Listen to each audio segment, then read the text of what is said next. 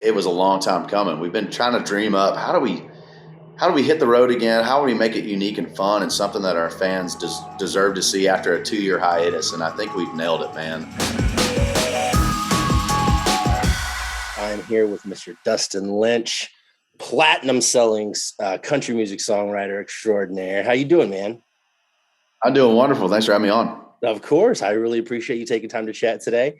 You got a lot going on, not the least of which is your new partnership with Dickel Whiskey, which I'm very excited to talk to you about, because if there's two things I love talking about, it's country music and whiskey.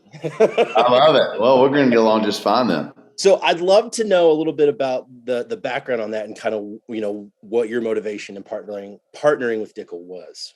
Well, I believe it or not, I'm at George Dickel Distillery right now in Cascade Hollow, Tennessee, and I grew up about a mile that way up the hill. So it's something that even as a kid, I didn't even realize I was inhaling. But the sour mash smell coming out of this distillery was something that was always in the air. And I didn't realize how cool that was until I started getting to travel the world and play my music. And you always get asked the question, where are you from? And not a lot of people know where Tullahoma, Tennessee is, but whenever you say George Dickel, they're like, oh yeah, I've heard of your town. I was like, well, that's our creek water, so you've tasted it too. That's funny. Listen, I know where Tullahoma is. I grew up near Nashville, so I'm not ignorant. So Dickel just put out a new bourbon. That's kind of the main thing that you've been working with them on. And I'm gonna level with you. I've not tried it yet. No, you're missing out. I know. I feel like I am. What kind of cocktails do you like to make with it?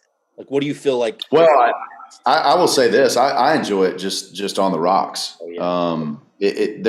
It finishes so smooth. It kind of shocked me whenever they brought this to me and asked if, I'd give my opinion on it. And I'm going, Dickel Bourbon. I mean, let's see. I don't know. And man, it's just so smooth. It finishes very sweet for me. And so I don't feel like I need to mix it, but I have. This past weekend on the Party Mode tour, I mixed it a little bit. Anything that's got a little citrus to it. So for my hometown, we're really proud of Sundrop, which is kind of a regional citrus sugary soda, and so it's really good mixed with that.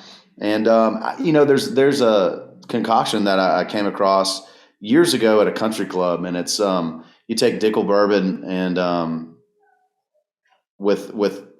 fill it almost all the way with Sprite, and then a splash of cranberry. And that's a very refreshing drink in a way that I like to enjoy whiskey during the warmer months. Yeah, no, I'm with you on that, especially with Sprite. I think like ginger ale too is a great partnership. Oh, you can't go wrong with that. No, you can't go wrong with ginger ale on it. I definitely like a good old fashioned, and it's hard to beat it. A Kentucky Mule, but I think Dickel in there called a Tennessee Mule. I feel like it'll work just fine. So you're on the Party Mode tour right now. You're promoting your new album, Blue in the Sky, which came out in February. Is that right? That's right. Yeah. How's the tour been going for you so far, man? Oh, it's awesome. We've got a few shows under our belts, and it was a long time coming. We've been trying to dream up how do we hit the road again? How do we make it unique and fun and something that our fans deserve to see after a 2-year hiatus? And I think we've nailed it, man. The reaction that we got from our fans that attended the first shows was just through the roof. And I honestly can confidently text my friends and family and go, this is the best show by a long shot we've ever done. It's just fun, man. From top to bottom, I feel like the crowd is a part of the show versus just watching us play a show. And it's special. I don't know where we go from here, but I'm going to enjoy this tour as much as possible because I know it's top notch. Well, that's exciting. And I'm sure the crowds are having a good show.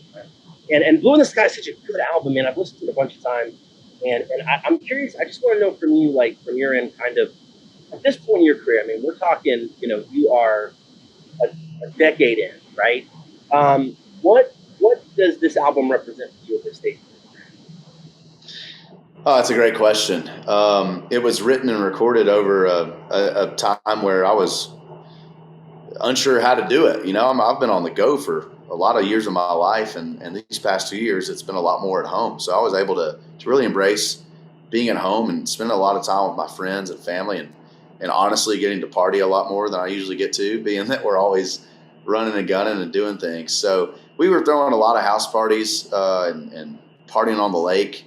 And I was just writing about what we were doing in life, man, and what I was going through. And a lot of that was my girlfriend at the time moving in, all those emotions. And then a breakup happened. So getting through that breakup, which is what party mode kind of represents.